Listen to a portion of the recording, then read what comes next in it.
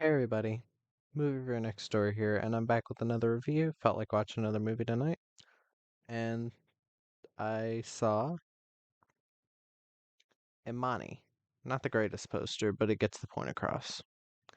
This is a espionage espionage action thriller film directed by Mike Ho. Came out in 2023, and it stars Brittany S. Hall, Demetrius Shipp Jr., Christy Lofton, Stephen Bishop, Elise Murto, Michael Monks, and Brittany B. In this film, a year after what she thinks was a car accident, a seemingly normal wife and mother slowly recovers from amnesia, only to learn that she is actually a highly sought after Army Special Ops lieutenant who holds a secret that would blow the lid on a widespread government conspiracy. Excuse me. So, what did I think of Imani? Well, this is the second BET Plus original film I have seen and reviewed. The first would be Collar King, directed by Wes Miller, which I thought it did have its problems, but overall I had a decent time with it. The action at quite a few parts was pretty alright. The acting was pretty alright too, and pretty good from most of the people. And yeah, I thought it had a very interesting premise, taking place in a courtroom, and instead of the villain like just killing people left and right without reason, he gives them a chance to defend themselves. If they're telling the truth, then they get to live. And I thought that was very interesting. And this film, like that film, has very poor IMDb reviews, but very good Rotten Tomatoes score. This has a 3.6 out of 10 on IMDb and a 76%, I think, on Rotten Tomatoes, which is pretty good. But again, overall, I liked it. I liked the film. I bet most people would disagree with me. Now, I gave this film more of a chance. Well, I mean, I give all films a chance, but I like the premise here. I really do. The whole amnesia thing, it reminds me of one of my favorite films, Long Kiss Goodnight. And while I won't say this is anywhere near as fantastic as that film, I enjoyed this film. Be it in a so bad it's good way, where, yeah, I know I hate saying that term, but there are things in this movie that do count towards the so bad it's good thing, where there are plot turns that make no sense at times. There's maybe some bad acting, and it is kind of a convoluted plot at times, but for the most part I could follow it, and I it kept me interested the whole time. Let me get to the acting. Brittany S. Hall as Faith Newford, who turns out to be Imani.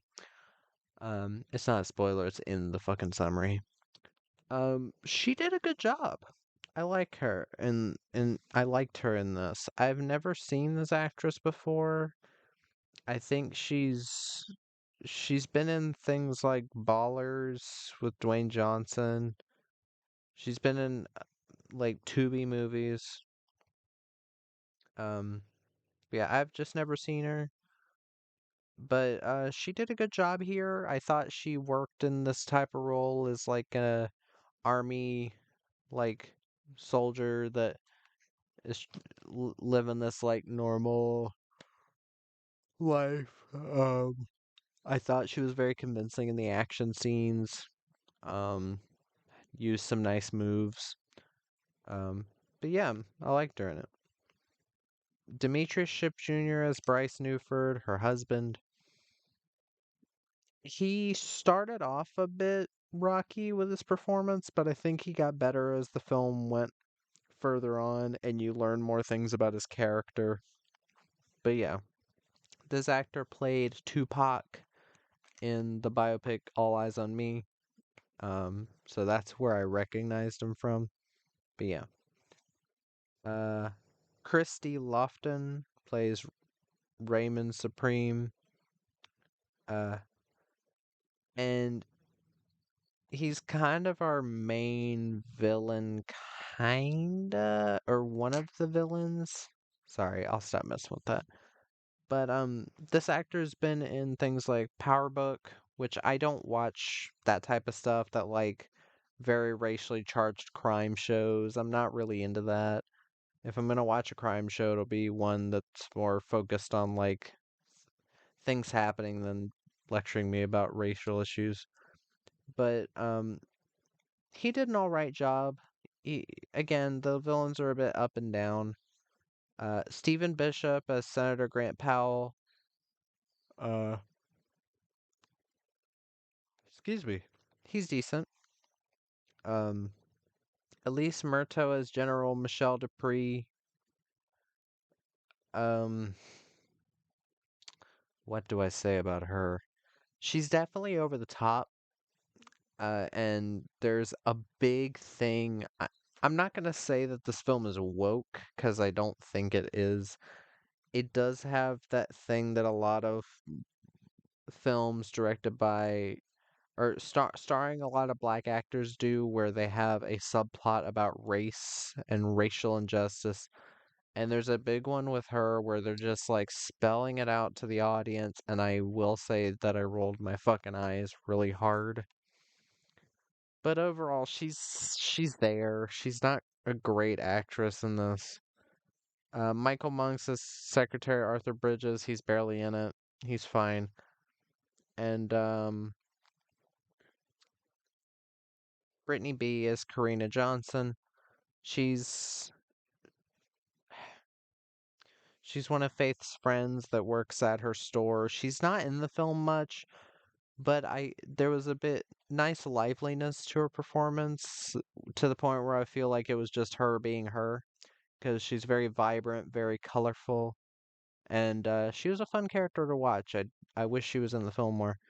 And also, I wanted to mention there's a cameo in this by Reginald Vell Johnson. Yes, Reginald Vell Johnson from Die Hard, Sergeant Al Powell, and a million other things, but a lot of people know him from Die Hard. He plays a mortician at one point, and yeah, I was so happy to see him in this. I didn't know that he was in this, so that was a nice surprise. But back to the movie. This, again, it's a BET Plus original movie. I don't know much about the other BET Plus things. I know I saw like an ad where it was Tyler Perry talking to Medea, so him talking to himself, being like, "Oh, you can get all the Medea plays, movies, and the Tyler Perry TV shows and all that specifically on BET Plus." And that's all I know about BET Plus. I just know that they're another streaming service because we don't have enough streaming services, that BET Plus BET just couldn't do a partnership with like Netflix and be like, "Oh, all of the BET stuff is on Netflix." But I digress. This is again basically just another version of the Long Kiss Goodnight, starring Gina Davis, Samuel Jackson, Craig Bierko, Brian Cox is in it at one point, and I fucking love that movie. So I wanted to give this film a chance because it's a very similar plot to that. And yeah, I liked the film. I had a bit of fun with it. I was actually intrigued by where this film's story ended up, because it does tackle some heavy issues like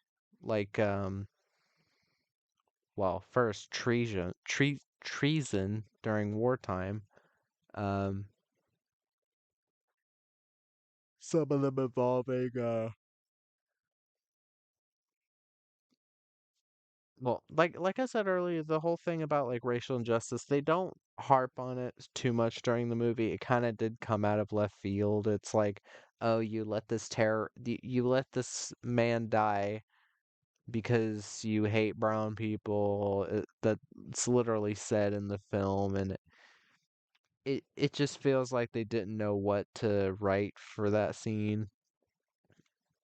And again, this film, If there is any big issue I have with this film, it does not need to be 2 hours long. You could have easily cut out 15 minutes of this film. Now, am I saying this film is boring? No, it never got to the point where I was bored because everything seemed, for the most part, everything seemed plot relevant. But it's not that I want things cut out, it's that I wanted certain scenes to flow a bit better and the information to, you know, come out a bit more naturally eh, instead of like there are certain dialogue scenes where it feels like they're just talking a bit too slow, so I feel like if they just sped it up a little, then it would definitely help with the pacing. Again, I'm not saying the film's boring, but it did feel like they were trying to make this longer so that people would maybe think it was more complex. And I'll give this film credit. It does have a pretty complex plot for what it's trying to be, because you'd look at the poster and you think like, oh, dumb war action movie or dumb conspiracy action movie, and that's kind of what Longest Goodnight was sold as. But then you realize that it's much deeper than that, and it's a bit more psychological. It's getting into her psyche about like what's going on with all of this, and it makes it so much more interesting. And like these people that you think are the villains at first aren't the villains, and then later you find out there's another person who's a villain, and it's very interesting to me. Found it to be very intriguing. It's a again, it's an interesting watch. And I don't a lot of people have been comparing this to Tubi movies. Now again, I have not seen too many Tubi movies. The two I have seen so far were DC Down, which was also an asylum film, which I was not a fan of. I did not like it.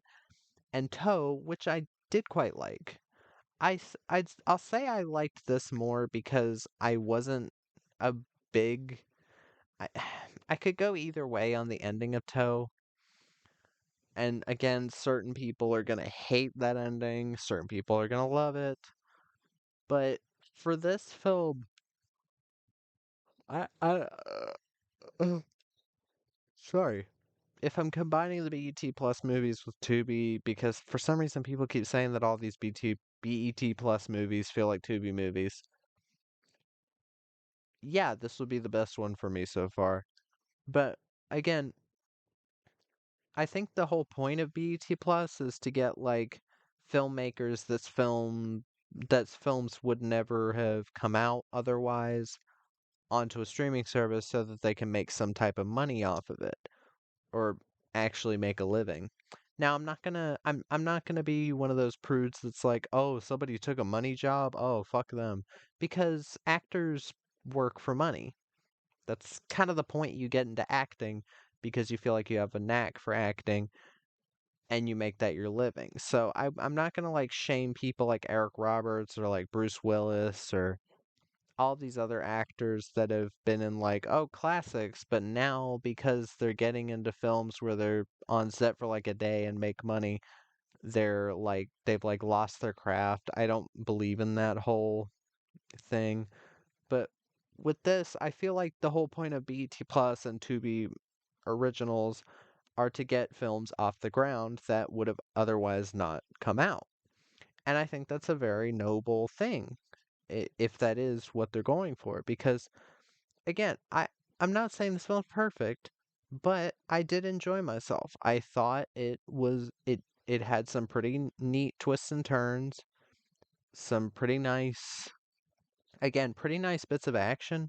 It's not like an action-packed film. It is more of the espionage kind of not slow burn, but building. It builds up to the ending, and again, it's not like a John Wick type of thing. They're not.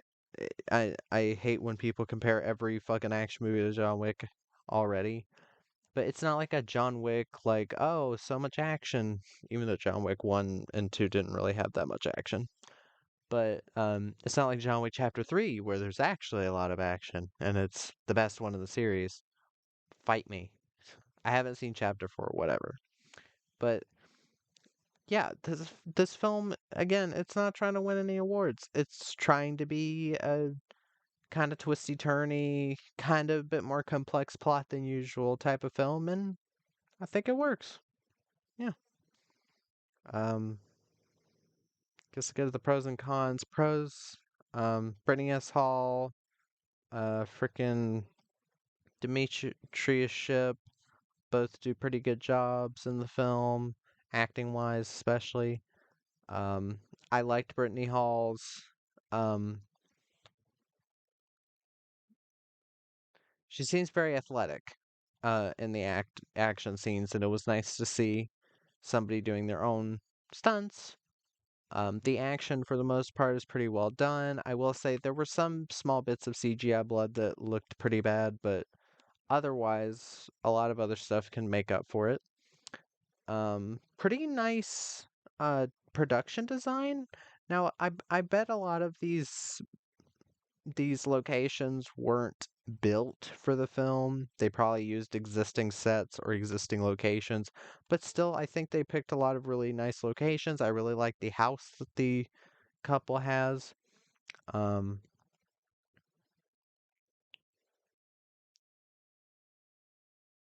Even with the 2 hour running time, the film flowed pretty well for the most part. Cons, again, some of the actors are not that good. Um, Again, some CGI that looks pretty bad. A- And again, I said I didn't have that much of an issue with the 2 hour running time, but I think you could cut at least 10 or 15 minutes out of the film or like just g get a lot of the stuff to be a bit tighter. I think that would help the film quite a bit. And there's a really weird ending where you feel like everything is wrapped up and then you get kind of a post credits type of thing and then you get another and then another and I kind of wish they just settled on one ending. But yeah, what you gonna do? But hey, that was my review of Imani. If you've seen the film, let me know in the comments down below. Like, comment, subscribe to the video to my channel and movie reviewer next door out.